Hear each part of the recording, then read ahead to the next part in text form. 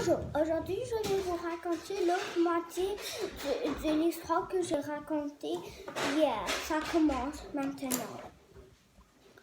Devant le sourire du dragon, le prince charmant comprit que sa réponse était la bonne. Le dragon s'effaça pour laisser les trois princes pénétrer dans la grotte. Ce qu'ils virent était inimaginable et ne peut être décrit ici. C'était une profusion de splendeur, de merveilleux, de beauté des trois princes était mû d'admiration et il leur fallut un long moment pour répondre leur esprit. Choisissez donc chacun un cadeau, proposa le dragon. Voulez-vous que je vous conseille un peu et que je vous montre lesquels de mes trésors j'estime le plus? Seul le prince charmant et cette invention. Les trois princes se séparèrent et le promenèrent dans les différentes allées. Après plusieurs heures de recherche, ils se retrouvèrent tout à l'entrée avec leurs cadeaux. Le prince orgueilleux avait une couronne, le prince cupide un coffre et le prince charmant trois cocones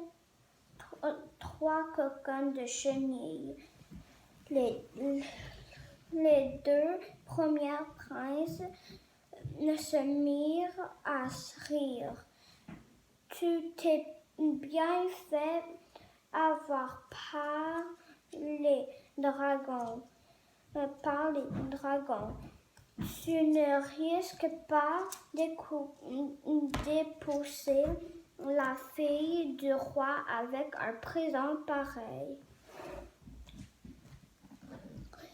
Il n'est même pas digne de la plus laide des souillons, et ils le remirent en route. Le ciel était de nouveau bleu. La terre avait de nouveau fleuri. La victoire sur le dragon avait fait revivre le territoire de retour devant le roi. Chacun présenta le cadeau qu'il avait choisi. Le prince orgueilleux dit: j'ai choisi la plus belle couronne que j'ai trouvée parmi le trésor du dragon. Je ferai de moi le plus beau des rois. Le prince Cupide dit: je choisis un coffre qui n'est jamais plein.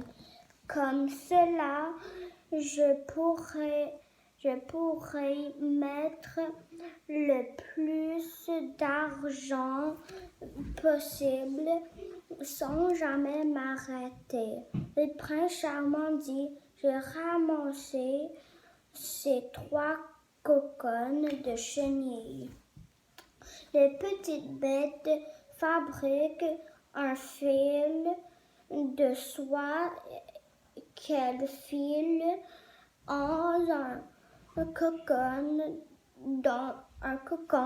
dans lequel elles se transforment en papillon.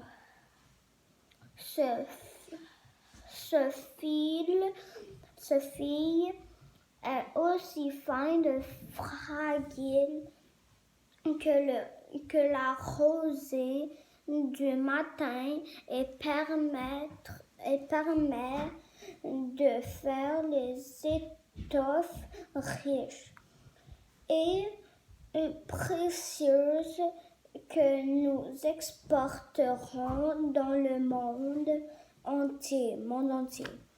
Le roi, qui jusque-là n'avait pas dit un mot, fit connaître sa décision. Le prince charmant pourra épouser ma fille, lui seul a su deviner qu'il pouvait faire confiance au dragon pour choisir le cadeau le plus judicieux.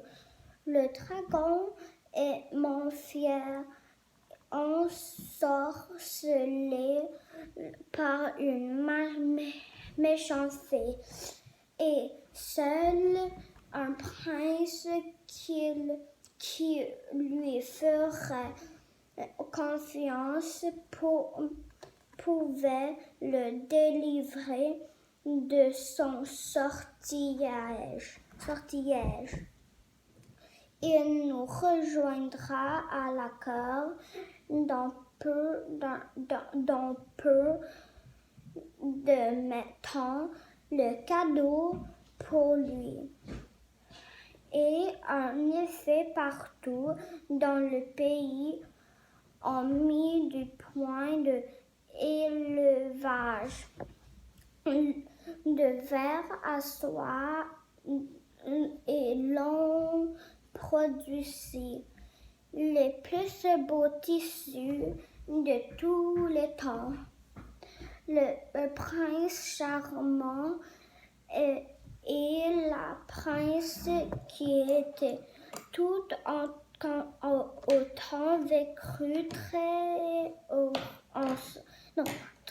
vécurent très heureux ensemble, mais là n'est pas le plus important. Ok, aujourd'hui, l'histoire de l'invention de la soie, il est fini. Demain, je vais vous raconter une histoire qui s'appelle Les abeilles en grève. Au revoir!